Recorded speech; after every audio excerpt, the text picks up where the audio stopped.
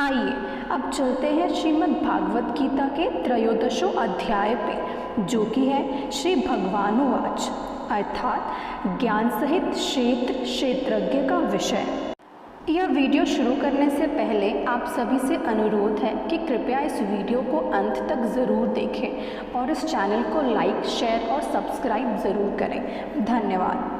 अर्जुन ने पूछा, हे केशव, मैं आपसे प्रकृति एवं पुरुष, क्षेत्र एवं क्षेत्रज्ञ और ज्ञान एवं ज्ञान के लक्ष्य के विषय में जानना चाहता हूँ। श्री भगवान बोले, हे अर्जुन, यह शरीर क्षेत्र इस नाम से कहा जाता है और इसको जो जानता है उसको क्षेत्रज्ञ इस नाम से उनके तत्व को जानने वाला ज्ञानीजन कहते हैं। अर्थात जैसे खेत में बोए हुए बीजों का उनके अनुरूप फल समय पर प्रकट होता है, वैसे ही इसमें बोए हुए कर्मों के संस्कार रूप बीजों का फल समय पर प्रकट होता है, इसलिए इसका नाम क्षेत्र ऐसा कहा है।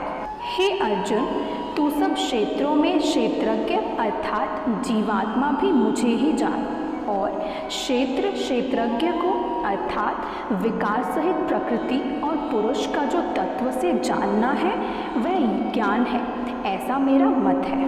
वह क्षेत्र जो और जैसा है तथा जिन विकारों वाला है और जिस कारण से जो हुआ है तथा वह क्षेत्रज्ञ भी जो और जिस प्रभाव वाला है, वह सब संक्षेप में मुझसे सुन। यह क्षेत्र और क्षेत्रज्ञ का तत्व ऋषियों द्वारा बहुत प्रकार से कहा गया है और विविध वेद मंत्रों द्वारा भी विभाग पूर्वक कहा गया है तथा भली भांति निश्चय किए हुए युक्ति युक्त ब्रह्म सूत्र के पदों द्वारा भी कहा गया है।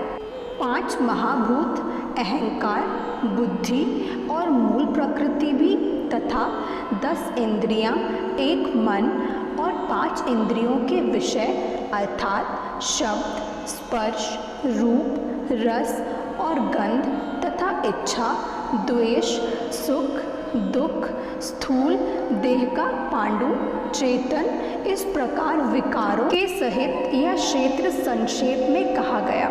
श्रेष्ठता के अभिमान का अभाव, दंभाचरण का अभाव, किसी भी प्राणी को किसी प्रकार भी ना सताना, क्षमा भाव, मन वाणी आदि की सरलता, श्रद्धा भक्ति सहित गुरु की सेवा, बाहर भीतर की शुद्धि, अंतःकरण की स्थिरता और मन इंद्रियों सहित शरीर का निग्रह, इस लोक और परलोक के संपूर्ण भोगों में आसक्ति का अभाव और अहंकार का भी अभाव, जन्म, मृत्यु, जरा और रोग आदि में दुख और दोषों का बार बार विचार करना, पुत्र, स्त्री, घर और धन आदि में आसक्ति का अभाव, ममता का ना होना तथा प्रिय और अप्रिय की प्राप्ति में सदा ही चित्त का सम रहना, मुझ परमेश्वर में अनन्य योग द्वारा अव्यभिचारिणी भक्ति तथा एकांत और शुद्ध देश में रहने का स्वभाव और विषयासक्त मनुष्यों के समुदाय में प्रेम का ना होना, अध्यात्म ज्ञान में नित्य स्थिति और तत्व ज्ञान के अर्थ स्वरूप परमात्मा को ही देखना, यह सब ज्ञान है और जो इसके विपरीत है वह अज्ञान है, ऐसा कहा है। जो जानने योग्य है तथा जिसको जानकर मनुष्य परमानंद को प्राप्त होता है, उसको भली भांति कहूँगा। वह अनादि वाला परब्रह्म न सत ही कहा जाता है न असत ही। वह सब और हाथ पैर वाला, सब और नेत्र, सिर और मुख वाला तथा सब और कान वाला है, क्योंकि वह संसार में सबको व्याप्त करके स्थित है। अर्थात आकाश जिस प्रकार वायु, अग्नि, जल और पृथ्वी का कारण रूप होने से उनको व्याप्त करके स्थित है, वैसे ही परमात्मा भी सबका कारण रूप होने से संपूर्ण चराचर जगत को व्याप्त करके स्थित है। वह संपूर्ण इंद्रियों के विषयों को जानने वाला है, परंतु वास्तव में सब इंद्रियों से रहित है तथा आसक्ति रहित होने पर भी सबका धारण पोषण करने वाला और निर्गुण होने पर भी गुणों को भोगने वाला है।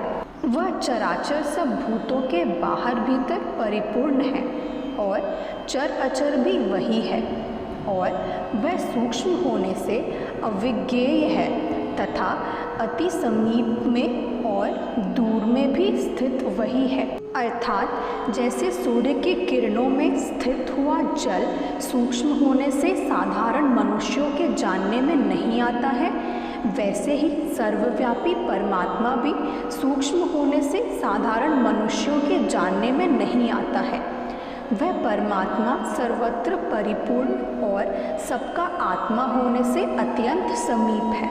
वह परमात्मा विभाग रहित एक रूप से आकाश के सदृश परिपूर्ण होने पर भी चराचर संपूर्ण भूतों में विभक्त सा स्थित प्रतीत होता है तथा वह जानने योग्य परमात्मा विष्णु रूप से भूतों को धारण पोषण करने वाला और रुद्र रूप से संहार करने वाला तथा ब्रह्मा रूप से सबको उत्पन्न करने वाला है।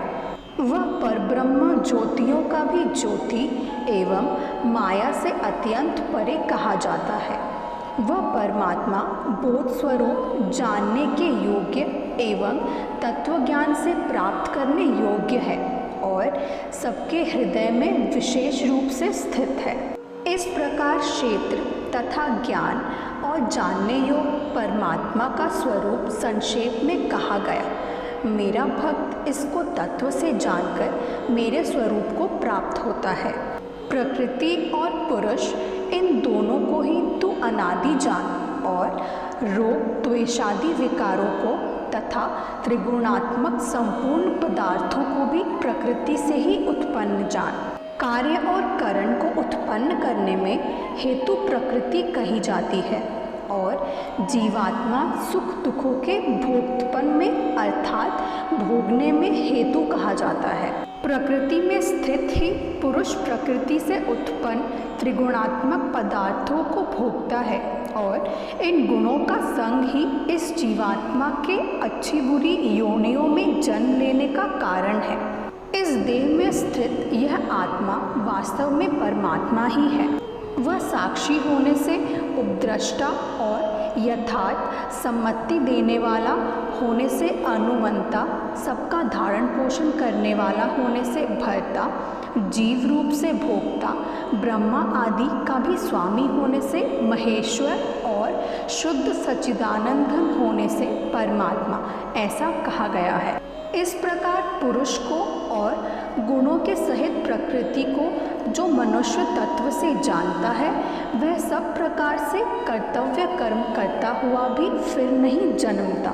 उस परमात्मा को कितने ही मनुष्य तो शुद्ध हुई सूक्ष्म बुद्धि से ध्यान द्वारा हृदय में देखते हैं, अन्य कितने ही ज्ञान योग द्वारा और दूसरे कितने ही कर्म योग के द्वारा देखते हैं अर्थात प्राप्त करते हैं।